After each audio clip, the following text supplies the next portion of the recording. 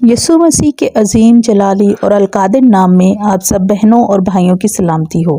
میرا نام انیلا عمران ہے اور میرا تعلق Jesus the life free church ministry سے ہے۔ آج کا ہمارا مضمون ہے یسوع مسیح نے پانی کا بپتسمہ کیوں لیا۔ میرے ساتھ کھولیے متی کی انجیل 3 باب 13 آیت۔ اس وقت یسوع گلیل سے یردن کے کنارے یوحنا کے پاس اس سے بپتسمہ لینے آیا۔ آج ہم غور کریں گے کہ کیوں یسوع نے پانی کا بپتسمہ لیا جبکہ یہ گناہوں سے توبہ کا بپتسمہ ہوتا ہے۔ آئیے آج ہم سیکھیں گے کیوں یسوع نے پانی کا بپتسمہ لیا۔ یسوع مسیح نے یوحنا سے ان 3 وجوہات کی بنا پر بپتسمہ لیا۔ نمبر 1، تاکہ ساری راست بازی پوری کرے۔ ریفرنس متی کی انجیل 3 باب آیت 15، اخبار 16 باب اور اس کی 4 آیت، گلاطیوں 4 باب 4 اور 5 آیت۔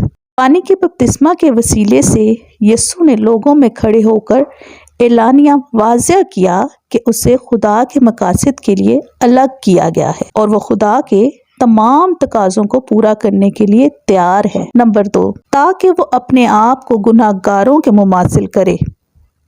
اگرچہ یسوع نے کبھی کوئی گناہ نہیں کیا تھا اور اسے توبہ کرنے یا اپنی زندگی میں تبدیلی لانے کی بھی کوئی ضرورت نہیں تھی۔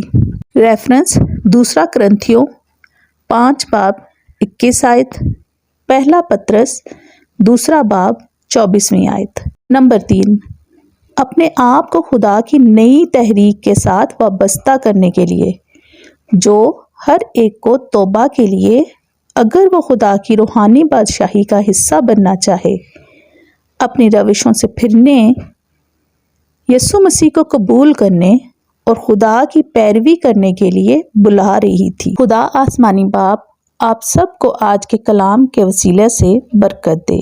آمین۔